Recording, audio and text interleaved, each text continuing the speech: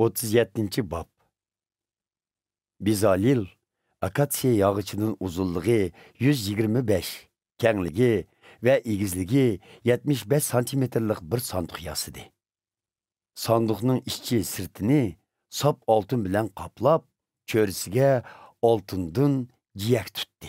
O, yani altından töt halkı kuydurup, sandıkның töt putuğa her bir terpige ikkidin ornattı. Sandıkni kötürüş üçün akatsiya yağıçıdan iki baldak yasap, ulanı altın bilen kaplap, iki yandaki altın halklardan ötküzdi. Sandıkның üstüge sap altından uzunluğu 125, kengligi 75 santimetr keldiğen sandık ağzı, yani mehir şefkat taxti yasıdı.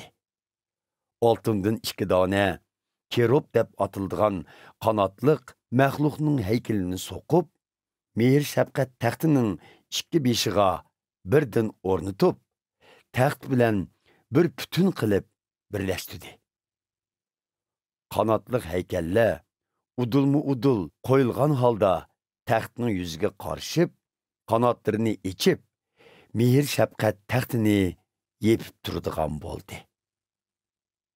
Akatsiya yağıçıdın uzunluğu 100, kengligi 50, egizligi 75 santimetrlik bir şire yasılıp, sap altın bilen kaplandı. Hem onun çörsüge altından ciyak tutuldu.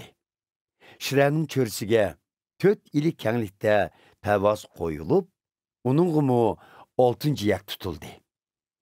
Kötürüş baldaklarını siliş üçün 4 altın halkı yasılıp, şirenin 4 bücügideki putuğa ornatıldı. Baldaklarının altın halkının ötküzüldüşü üçün halka, pevazga yakın ornatıldı. Baldak, akatsiya yağıçıdan yasılıp, altın bilen kaplandı.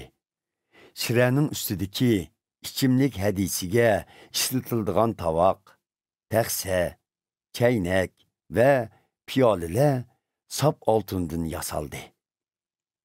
Sap altından bir çırağdan sokuldu.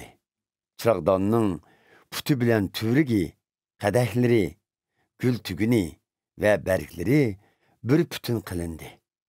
Çırağdanның iki yeniga her tarafki üstün 6 şakça çıkarıldı. Her bir şakçıda gül tügünü ve berkleri boğan badam çiçigi şeklindeki 3 tal kadeh boldu. Çırağdanның 6 şakçının hemsila moşundaq yasaldı.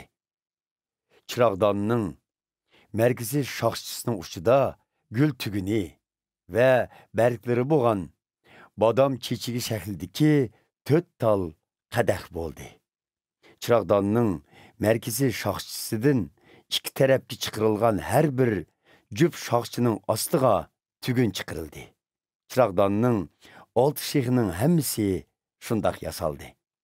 Bütün çırağdan, yani onun barlıq bezeklerinin hemisi birli parça altından sokuldu. Çırağdanğa yorğu 6 tarafı çüdüğün kılıp 7 çırağ ornatıldı. Çırağdan, onun pilik kısqışları ve küldanları 34 kilo sap altından yasaldı. Isırıqdan akatsiya yağıçıdan yasaldı. O 4 çası bulup, egizligi 1, uzunluğu ve kengligi 20 metrden kılındı.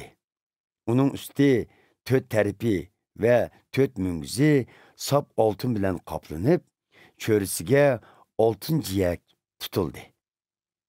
Sırdanını kötürdüğün baldaklarını ötküzüş üçün altından 2 halka yasılıp, 2 yandaki ciyaklarının astığa bekitildi.